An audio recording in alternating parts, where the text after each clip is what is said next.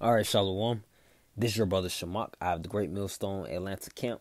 Before I get started, I want to give all the glory, infinite praises unto Yahawah, Bahashim, Yahawashi'S, Bahashim, Ruach Kadash.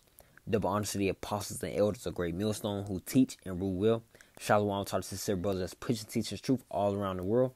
And shalom to our sincere listeners and you sincere believers. Okay, here with a lesson titled or surrounded upon and picturing brothers as many Yahawashi'S, okay? And you know, the thing in this truth, okay, with prophecy and with meditation, okay, and with hastening the day of our power, Yahawah Ba'Shem Yahushua in this year 2021, you know, part of that is envisioning the kingdom within the brothers, man.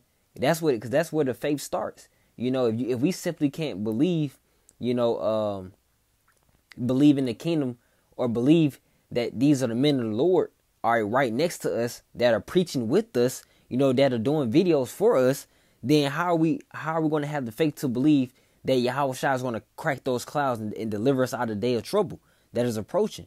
You know, if we can't even simply believe that these are the men of the Lord, okay?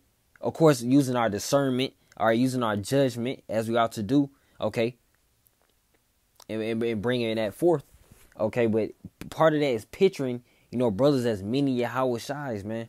All right, because the spirit, all right, it's all about the spirit. It's not coming in the aspect or the perspective or respect of persons, but it's the spirit.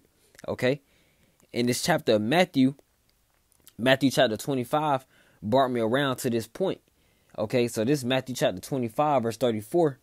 Okay, and it reads, all right, it says, Yahawah speaking. It says, then to the disciples, it says, then shall the king say unto them on his right hand, come ye blessed of my Father, inherit the kingdom prepared for you from the foundation of the world. All right, and this is through predestination. We understand through predestination, the Hebrew Israelites are already written. It's already written for the Hebrew Israelites to receive the kingdom of heaven. All right, because it's only for the children of Israel. All right, for the elect of Israel, that is 12,000 from each of the 12 tribes of Israel. All right, prepared already. It's already written to be delivered to us. The world's already written to be under our rulership. Okay, before we was even born in this life, man. Okay, through generation upon generations, it was already written to happen, and it's about to happen in these last days, man. It's already prepared for us. Okay, but listen, what he mentioned to the disciples, verse 35, and it reads, "For I was hungry, and ye gave me meat. I was thirsty, and ye gave me drink. I was a stranger, and ye took me in."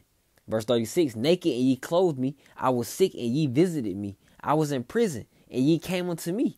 Then shall the righteous answer him, saying, Lord, when saw we thee and hungered and fed thee, or thirsty and gave thee drink?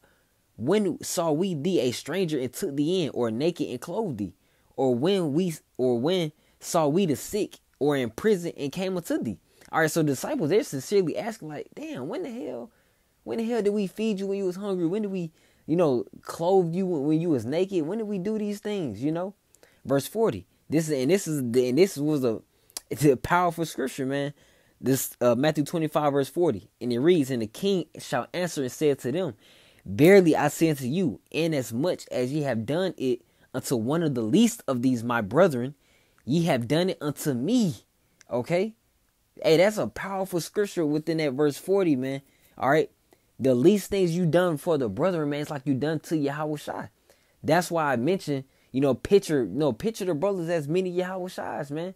You know, with love, respect, you know, okay, reverence, you know, honor, all these such things. You know, just always, you know, picture, and that'll give you a different outlook, you know, or perspective, you know, in this journey with the brothers. You know, the brotherhood it holds a significant point or a significant factor within this truth. You know, we ought to come together and prophesy together and endure together, man. You know, and Lord willing, we be a part of that number to be delivered out of this captivity, to be delivered out of this trouble that is fastly approaching. All right, that is fastly increasing. Okay, but Matthew 25 verse 40 once again, it says, "And the king shall answer and say to them, Verily I say to you, inasmuch as ye have done it unto one of the least of these my brethren, ye have done it unto me." All right. You know, that holds that holds a special impact in our lives, man. You know, helping out a brother, you know, edifying a brother, exhorting, encouraging a brother. It's like you done it to Yahawashi'S, you know. Verse 41. And it says, then shall he say also unto them on the left hand. So on the left hand side, you know, because the Yahawashi'S is all about balance. Okay. It reads, it says, depart from me, ye cursed, into everlasting fire, prepared for the devil and his angels. For I was hungry, and ye gave me no meat. I was thirsty, and ye gave me no drink. I was a stranger, and ye took me not in. Naked, and ye clothed me not. Sick, and in prison, and ye visited me not. All right? Yahawashi'S is bringing that balance, okay? Because you're also going to have spirits out here that mistreats the men of the Lord. You know? The scriptures say, touch not my anointed, you know? And the prophets are the Lord's anointed ones, man. We are the Lord's angels, you know, the Lord, because the angel, the word angel just simply means messenger. And are we not giving out the message from the Holy Scriptures? Are we not just delivering that or administering that message that is already written within the Holy Bible? All right. Are not the men of the Lord already doing these things on the highways and byways, on the streets, through videos, through the internet? Okay. But you're going to have spirits out there that come against, you know, the men of the Lord, especially Esau, Edom, and especially Israelites of our own people, of the Black, Hispanics, and Native Americans, you know. But that's why he brought this balance to it within this parable here. It says, depart from me, you know. Okay. But I also want to grab Matthew chapter 10, which also goes into the point of, you know, just picturing brothers, you know, sincere believers, sincere brothers, you know, as many Yahawashi'S, man. Okay. Because truly, another spiritual aspect about this truth is that you truly do not know who is who within the reincarnation. So, you know, we must tread lightly because, you know, we're dealing with each other. We are not, you know, each other's servants, man. Okay. But we're dealing with the Lord's servants, man. We're dealing with Yahawashi'S servant. You know, the next brother next to you is not your specific servant, man. We're all servants of Yahawashi'S within one body, you know. So it's just like we gotta tread lightly, you know, amongst each other, you know. So this is Matthew chapter 10, verse 39, and it reads, he that findeth his life shall lose it, and he that loseth his life for my sake shall find it.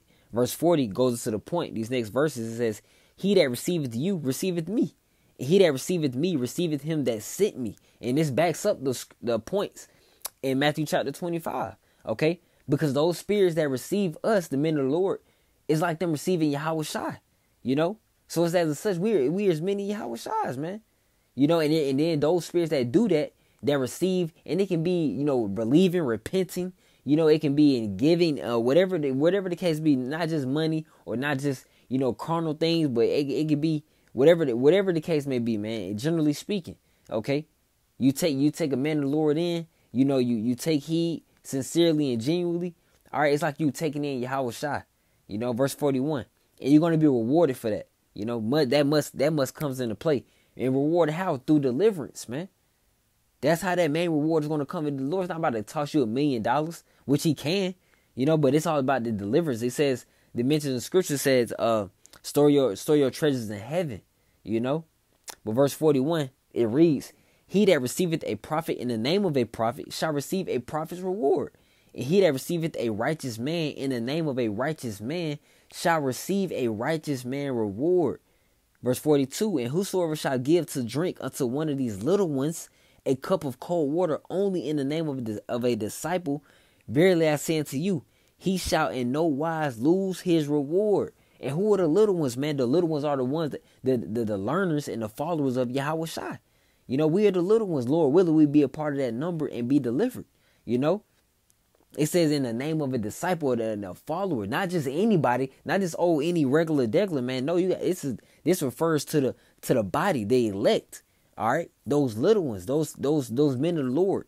You know, those predestined prophets that are to be delivered in the upcoming times. All right, in these upcoming times in this generation right now.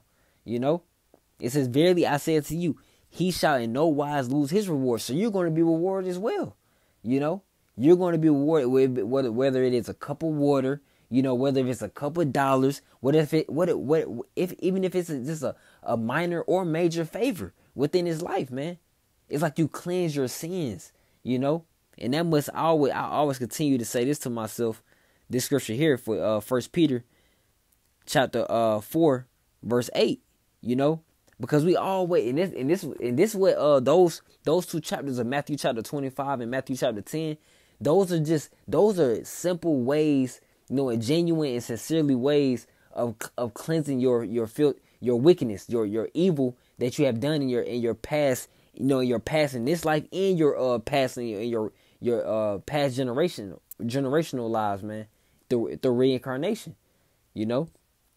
But this is 1 Peter chapter 4 verse 8, and it goes right into this verse as well. It says, "And above all things, have fervent charity among yourselves." In the world, you know, ignorantly thinks just when they hear about charity, they instantly think of money. Charity is just simply love, you know.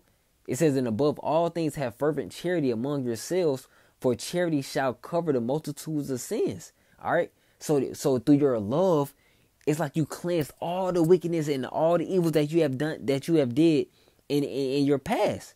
You know, so you just focus on looking forward. It's like Yahawashi'S, Yahawashi'S, the Heavenly Father and His only begotten Son, giving you a clean slate.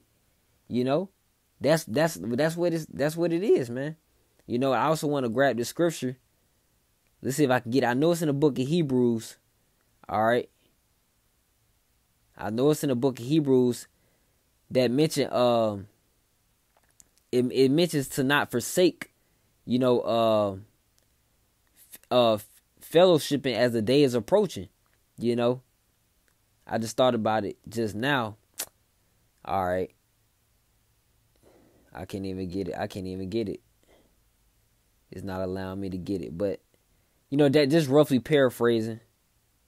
If I can't get it off this one, then there here it is. There we go. This is Hebrews chapter 10, verse 25, and I ended here, man, just to bring home the point and picturing brothers as many Yahawashi'S, you know, because that brings upon more respect on Yahawashi'S. You know, that it shows that you truly, you know, believe in the truth, that you believe, you know, because it takes faith, man. You know, if you can't believe, you know, that these are men of the Lord right next to you, how are you going to believe Yahawashi'S you know, who you don't even see on a regular basis, you know? Just to put it in that mindset or that perspective, okay? But this is Hebrews chapter 10 verse 25, and it reads, "Not forsaking the assembling of ourselves together." That's why I mentioned earlier in the video. We're doing this thing together. You know, we're enduring together. We're edifying. We're getting built up in the faith together. We're being encouraged together. You know, we're fighting through these trials together. You know, the scripture says in Ecclesiastes, 2 is better than 1.